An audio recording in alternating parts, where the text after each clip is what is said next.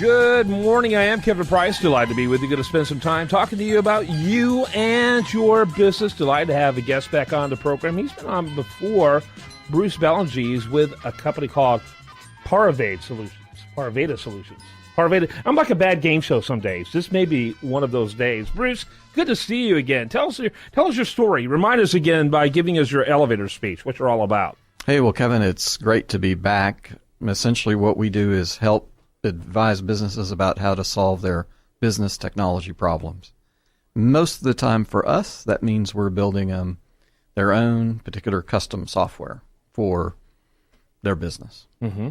Kind of give me an idea of the size and type of companies you typically work with. So we're all over the map. Our client is the individual, and they're working at a company.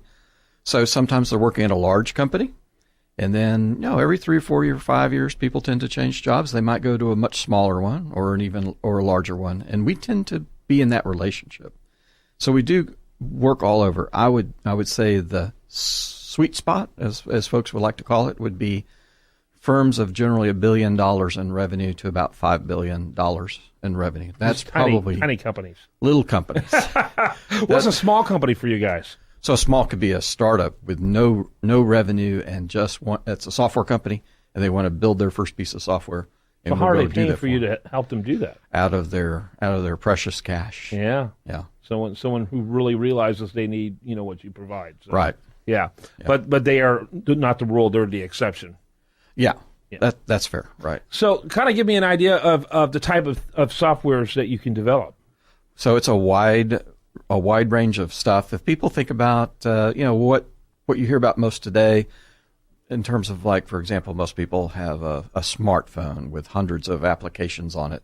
So we do that mostly for large companies. We build applications for them. We have a summer intern program where oftentimes we're building an app for a phone for the not-for-profit so they can interact with their communities. But it could also be in the area of what's called big data. It could be very an analytical type problem, like, for example, gathering all sorts of crop data and what seeds were used, what fertilizer was used, and pulling that all together for tens of thousands of farmers, and then being able to analyze that data for the company, and then the company to be able to provide each farmer with, okay, here's how you compared with other people in your county. Here's how you compare with other people in your state, or other people with the same basic, growing corn in clay. Yeah, that sort of stuff like that. Are there things you don't like to do? There's definitely things we don't do. Most of our industry today is still about implementing what's called enterprise resource planning systems. ERPs is the acronym. Our industry loves acronyms. Yeah, absolutely. We don't do that. I mean, that might be 60 or 80% of the revenue in our industry. We don't do that. Okay, and the reasons why? Because it is 60 to 80% of the revenue in the industry, and there's plenty of other players doing that. Would that be the primary reason? They're more our view is there are more interesting things to do. Our primary purpose is we need to make money. Right? Every business needs to make money, and you do that by adding value. But our transcendent purpose is to help the client and to help our employees achieve their fullest potential. So it's more at that individual level that's happening. And when you start to think about, well, what does that mean? How do people really develop themselves? It is a lot easier to develop yourself when you're not implementing an ERP system. Okay. Yeah. Just kind of when we get into the details about what skills you're building and all of that, and there's nothing wrong with putting in an ERP system. Would you suggest someone else? But it's not as, yeah. So tell me a little bit about your offices. You're in the DFW area? We are. That's headquarters. That's our original place. This is Houston's. Here's our second oldest. You have offices here? And we have offices here. Yeah. We're, 5 miles from here. Yeah. Cool. So, and we're in eight other cities around, 8 cities around the United States besides Dallas, East Coast, West Coast, middle of the country. But you're geographically agnostic. I mean, you can have clients anywhere. That's correct. We do. And most of them are in the city. Some of them are not, but most are in the in these large cities. Major markets, yeah. Major markets, yeah. How many employees do you have? So we're about a little over 450 employees. 450 employees. And how many do you have in DFW alone? In DFW, maybe 130, 140, probably about 65 here in Houston. Mm-hmm. So starting in Texas, half our company is in Texas. Interesting. Yeah. Yeah. Very good. We're working on that. When did you launch? 2003. 2003. September. And when did you branch out into other states? So to 06. 06? In 06, we... So, I mean, you think about it, you did that Yeah. for 3 years, and now in just 10, you've gone into, 7 other states altogether? Mhm. Yeah, that's pretty good. Yeah. So that's impressive growth.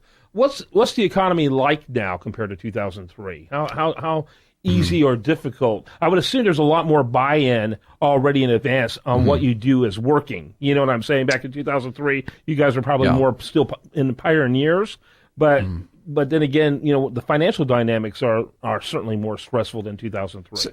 So from the overall economy is much better now for information technology type work. Because there's so much buy into it.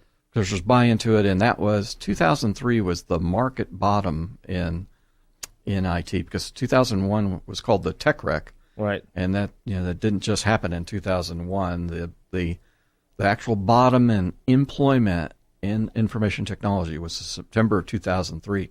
So that's when we started. As I like to say, we had in hindsight, perfect timing. You always want to start at the bottom, right? Because you can only go up after. Right, you guys started at a very difficult time. We started at a difficult time. And so these times are actually fairly robust. Houston has the issue of oil prices have been down. They're probably going to come back up pretty much decently, maybe into 40s by the end of the year here. But for our folks in Houston, we've been very, very busy. Some in oil and gas, but in other industries. So, for us, even Houston looks to be weathering very well. Yeah, that's because our fundamentals are good. The way our tax environment, regulatory environment, things like that. Yeah. We've got about a minute left. Give me like the 3 largest industry spaces you guys work in. Your 3 largest verticals. Yeah, so it'll sound kind of bizarre, right? So one is what we like to call deregulated energy, and so if you think about it, it's started mostly in Texas, where consumers had deregulated energy prices, right? The PUC came through and said, hey, we're going to let the price of electricity float, and we'll let other people sell electricity, not just the people with the power stations. That's because we had our relationships there in the beginning. That it has been and continues to be our largest single industry. It's about 9% of what we do. Interestingly enough, the second one is automotive. So go figure that. We're not in Detroit, but it's in the automotive. It's in the automotive. But not in space. Detroit. But not in Detroit. Right.